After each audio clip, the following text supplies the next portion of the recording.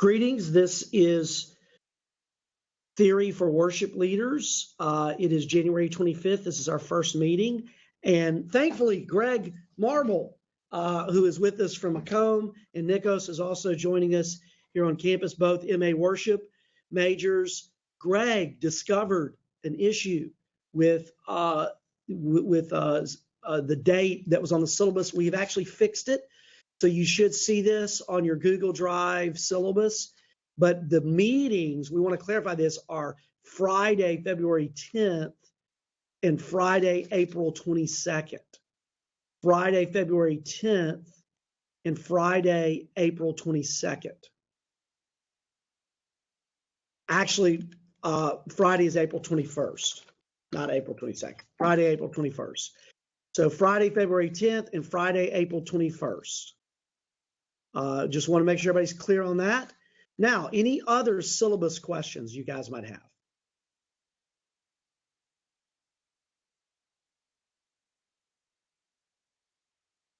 We're mainly wanting to answer. I see Nico saying no. I'm just scrolling to make sure. Yeah, you look, of course, you can ask questions every week. This is not a final call for questions. I'm just wanting to make sure we've dealt with like the kind of things that you've already raised. Those are very helpful. Yeah, because that's the biggest thing for me when I first look at it is like, all right, do we have dates right? Because you kind of have to go in and pencil those in, and if you put those in wrong and plan around it, it can be. That's right. No, I really appreciate the clarification there. And those meetings are 8 a.m. Those are 8 a.m. To 5 p.m. So you're not going to have to be here till 9 o'clock at night. So I want to clarify that and then, as well. Did you want to mention something about that Crescent City thing again? Yes, thank you. So guys, this is for anybody in the class. If you are available to sing with us for Crescent City Praise, which happens March 9th, I know we've got at least one student from Georgia. Although ironically enough, we've got Georgia folks coming in, so maybe you could hitch a ride. But I would give you some extra points on the sight singing aspect of the class.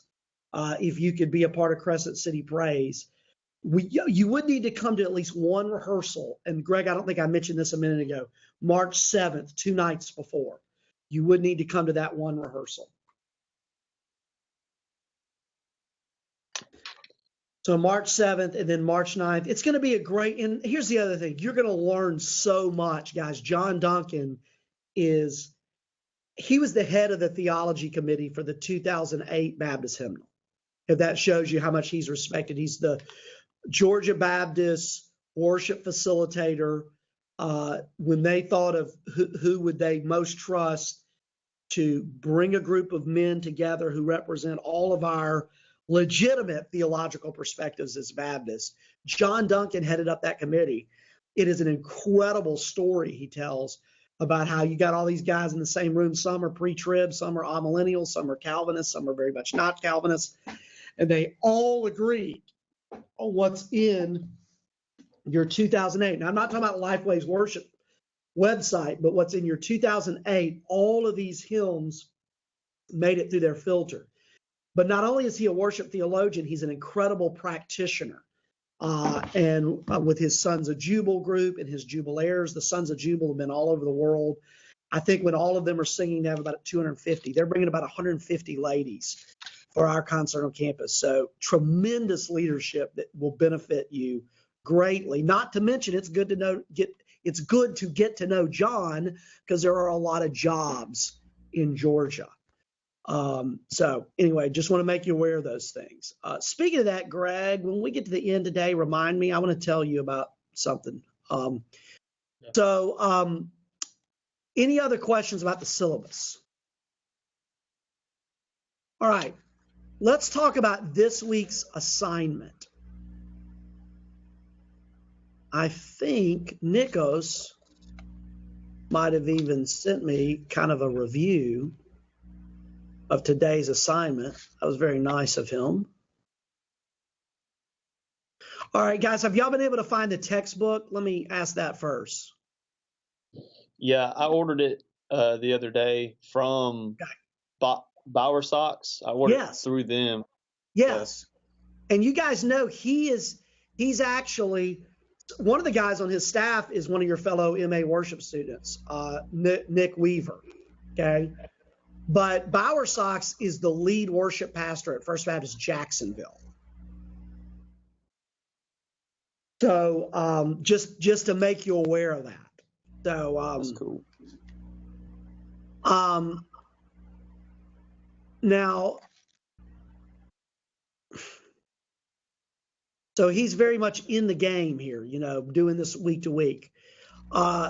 Nicos, I know you're on mute. Let me just see a head shake. Have you been able to order your textbook? Okay. Let me know if you run into any problems there. Just want you, because you are going to need to get rolling on that next week. Okay. So come by my office or whatever. If you can chat me and I see some chats. Oh, he's helping me out. He's like, yes, it's a Friday course. Yeah, Nicos, I'll answer your question about seminarians in a minute. But come by sometime if you have some issues with that textbook, but you need to get that going as soon as you can. All right, now, let me go back to these other assignments for this week. The other thing I ask you to do is go ahead and look for some apps on sight singing ear training or something online. I mean, there is tons of stuff out there. Have either of you had a chance to look for that yet? Either an app or something online? Yeah, I was actually having conversations with a local theory teacher at Southwest Community College, and he was telling me about Tenuto or something like that. It's a little app, and then there's I think Vickfirth, the drum company, they have some kind of, he was showing me some kind of online, and you actually play games with it. So it's like you have a time that you have to. Love it. It's some kind of cool thing. So part of what we're doing here, I do this for my guys and seminarians too, Nicos, which is one great advantage of you can be a part of this group. I'm always talking to you as leaders. So this class is the same way. We're not just having you learn theory. We're also saying, what about you teaching theory to the next generation of worship leaders? So I want us to discuss the free things that are out there so that you can then pass those on to your worship band. You can pass those on to the next generation that you're training. So the discussion board this week is related to this topic of what. Now, Greg's already listed a couple he's found. So his discussion, literally, he'll just say basically what he just said on the discussion board and maybe provide a link there, Greg, so people could look those, something like that. And then I want you to look at what other people post. And then next week, we're going to probably evaluate those and try to come up with what we feel like are the best 2 or 3 for the entire class. Okay.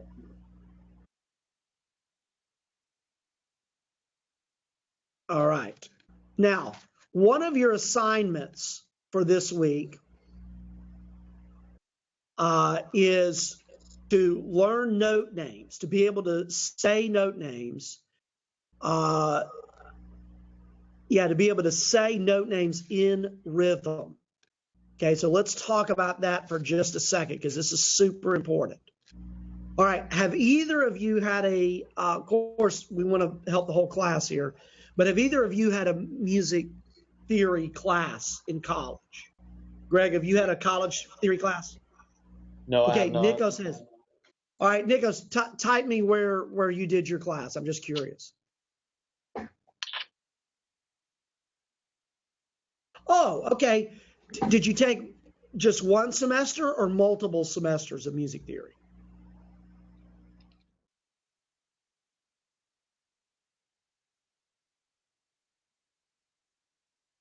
Okay. So your undergraduate degree is not in music. Okay. Right. Okay. So you took one semester of theory. Okay, great. I got it.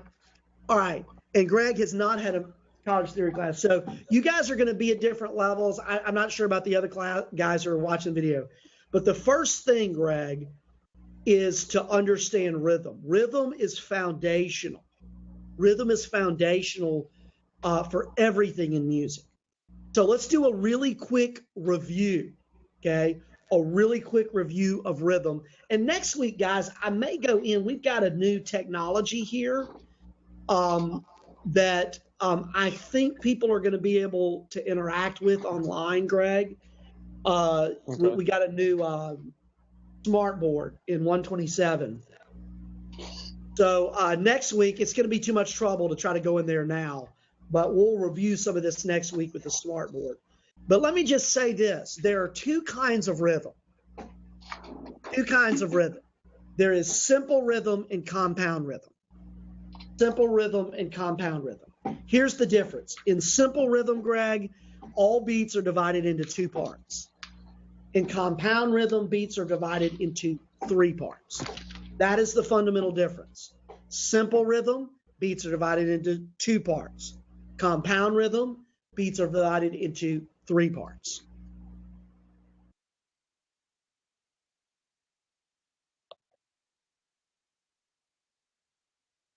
So, like, what's an example of a simple rhythm? The most common types of simple rhythm are 4/4.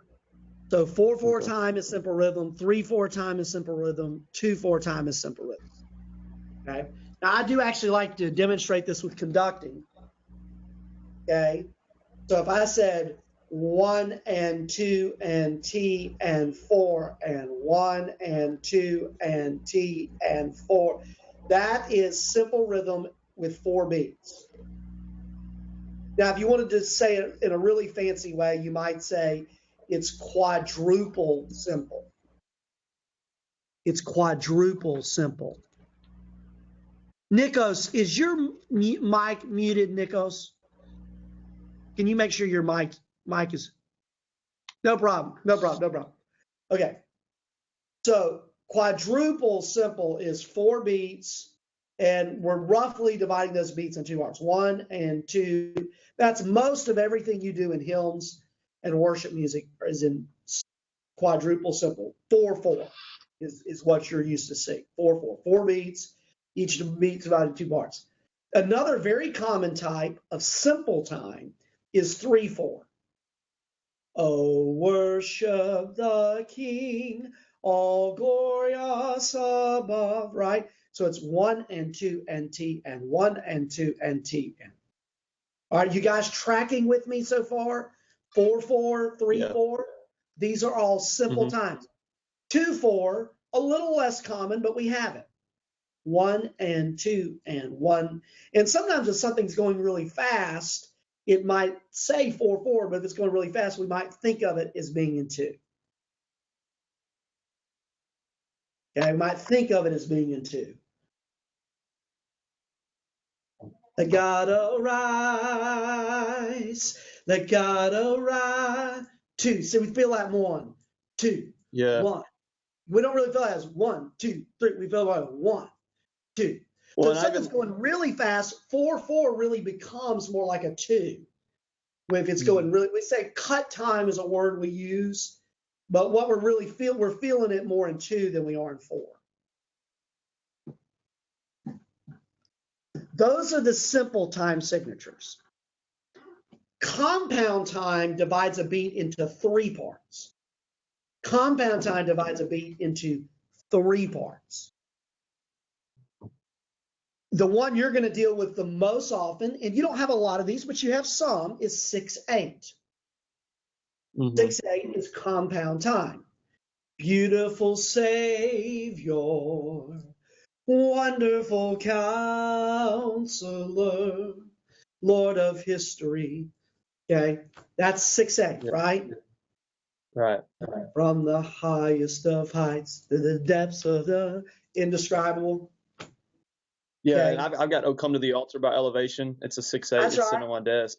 You know, it is true. They're starting to do some more compounds. Yeah, I did. I love that as an invitation. We did that a couple of weeks ago where I'm leading too. Oh, come to the altar. That's a good one. But yeah, that's right. And we're starting to see more compound. So what makes it 3 parts? Like, what do you mean by 3 parts? Well, think about 6/8. Okay, some people think of 6/8 as 6 beats in the measure. but technically it's not. So do you know what a 6/8 time signature is? 6/8. Have you ever seen that? 6/8. Yeah, like 1, 2, 3, 4, 5, 6, or and then when I and Right, but right. really, it's really not 6 beats. A better way to say it is it's 6 pulses. It's really 2 beats. It's really not 1, 2, 3, 4. It's really 1, 2, 3, 4, 5, 6, 1, 2. So what you're really doing is you're really dividing the beat into 3 parts. Okay. And that's what makes it compound. Okay. All right, here's an example of 3 beats that's compound. So you can have 3 beats and each beat be divided into 3 parts. A technical word for that would be triple compound. The way you're going to see it is 9/8. There's not a lot of 9/8 worship songs, but there are a few hymns. Blessed assurance, Jesus is mine. Look at that. See my hand? 1, 2, 3. 1, 2. But we're dividing into 3 parts. 1, 2. Blessed assurance, Jesus is my da da da da da da da da da da. 4, 5, 6, 7, 8, 9. 1, 2, 3, 4, 5, 6, 7, 8. See how that works?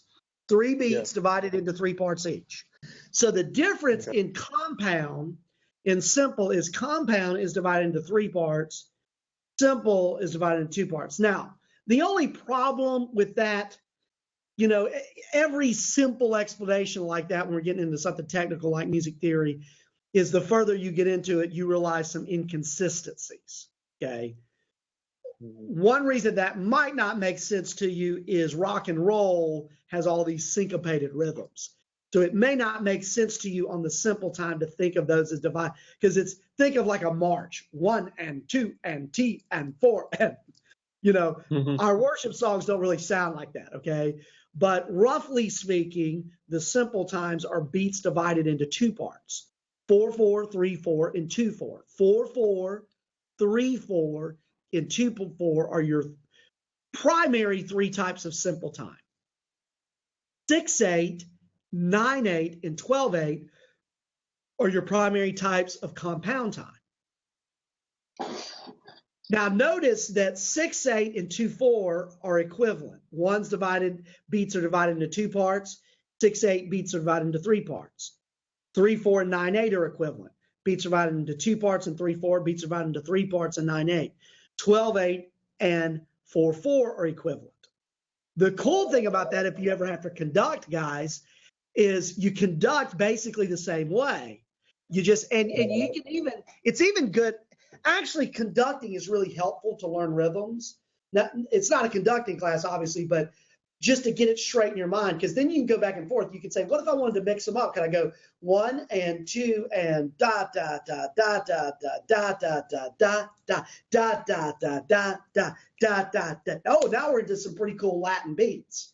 All they're doing there is they're taking this basic beat system and they're giving you a triplet division and then a duple division. Mm-hmm. See what I'm saying? Yeah. Now, typically in worship, that's what's we would helped go with me one or the conducting. other. Say that again? Well, that's what's helped me is I've been conducting the choir and learning this stuff. Like we did the song, Breath of Heaven, Mary's song. Yes. It changes, goes from like 6/4 to 2/4 to 4/4 within the one chorus. And so having to learn how to do those hands and conduct and count and all that, that's what's really helped me as we talk through this, is I've seen this.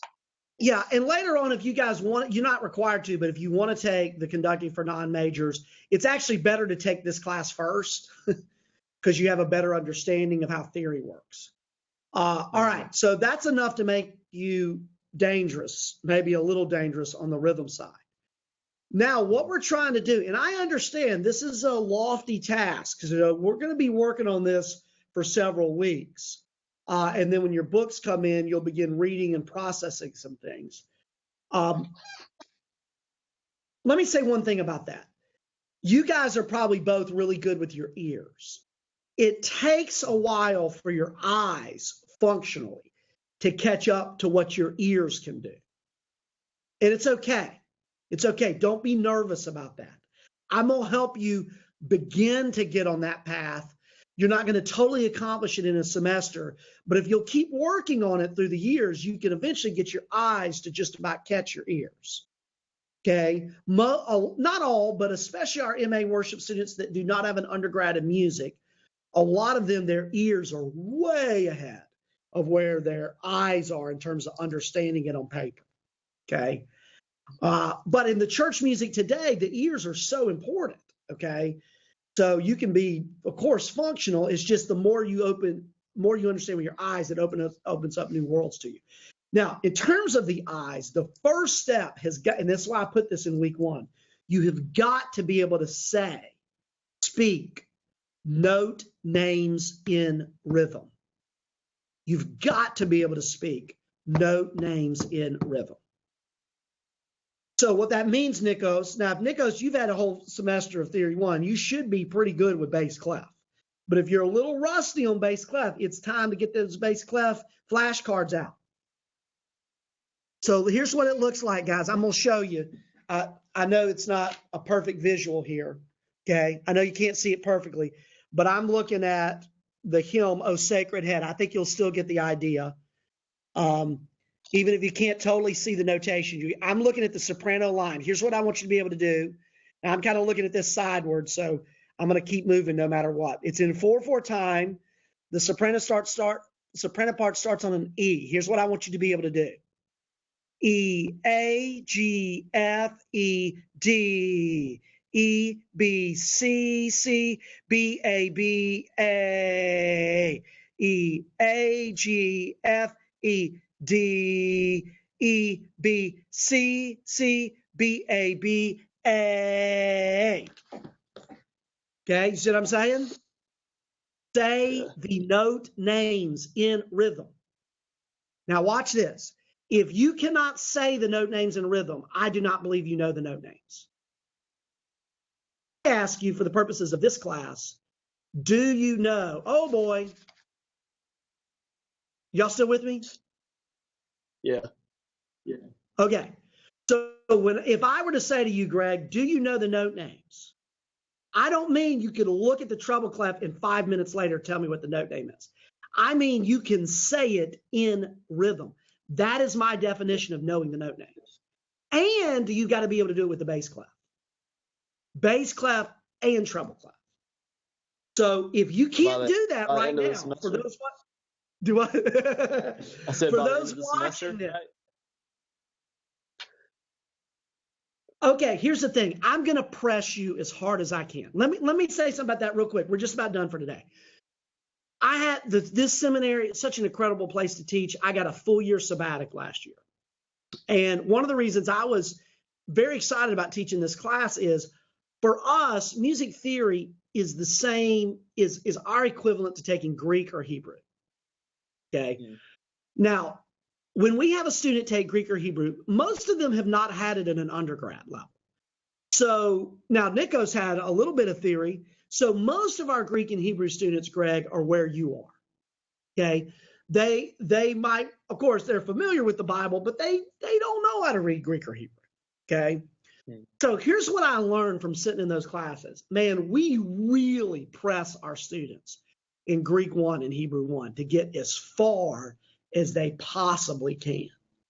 So not to be draconian or play gotcha or anything like that, but I am going to press to get you as far as I can possibly get you. And there are other things we just can't do until you can do this note, name, and rhythm thing. When you get to where you can do note names and rhythms, it opens up all kind of other worlds of understanding. So in some ways, yes, by the end of the semester, we want you to be able to do it, okay? But in other ways, we want to get you doing it by next week, because there's other things. Now, we're going to move on with some other information. I'm not going to wait until you can do this to teach you other things. But what I'm saying to everybody who's hearing my voice by recording or live, until you can do this, there's some other things that are just not available to you until you can do this. This is super, super important. So look at that. Now, one other thing, don't worry about sharps or flats for now in terms of saying the note names. Don't worry about sharps or flats. What you can do, just to keep in mind, let's say you're in the key of D, which would have 2 sharps, okay? Mm-hmm. You don't even have to know it's key of D. But for now, if you see 2 sharps, what you could do is every time you see a sharp, do a up sign with your finger. So that would be good to remember, oh, that's a C sharp, okay? Because if you try to say C sharp in rhythm, it's not going to work. Just say C. I'm not as concerned about you knowing it's C sharp at this point. Pretty soon we're going to add in the fingers, but to say flat, down for flat, up for sharp. For now, I mainly want you to think about note names.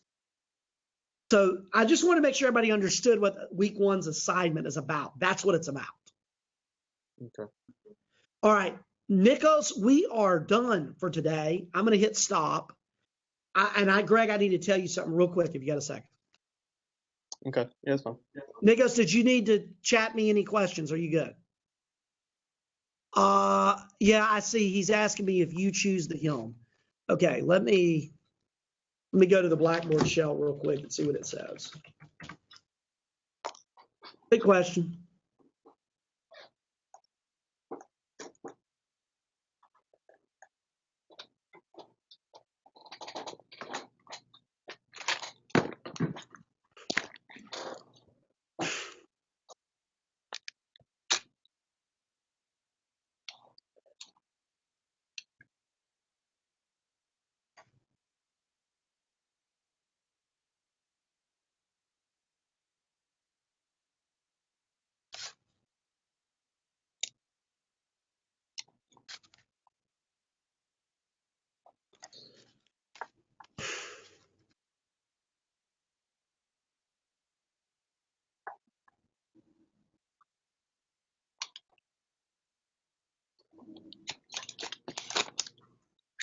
I want to make sure I've got the right class here.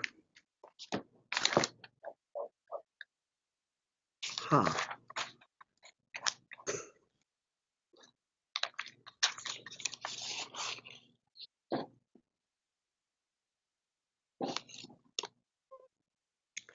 Well, maybe I had the one in the first place. Okay. Okay. So, yes.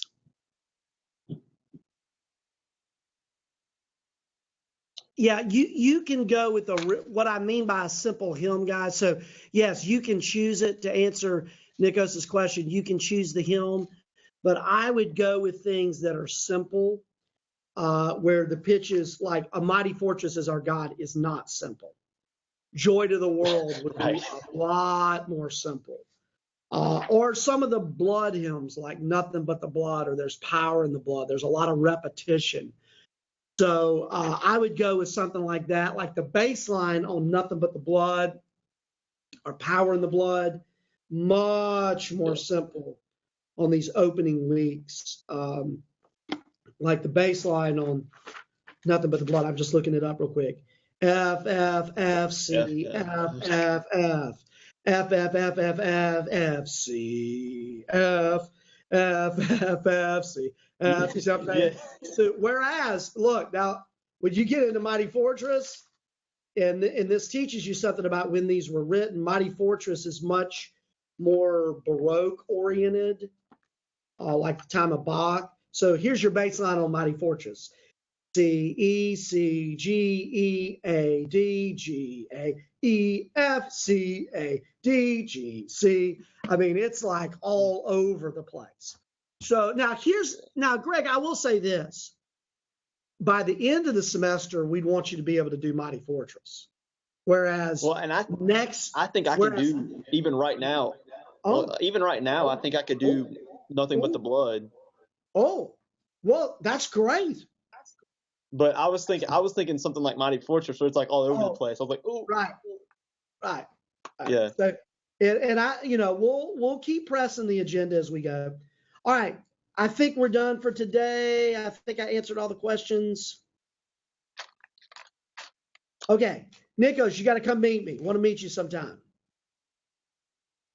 All right. I'm going to turn recording off.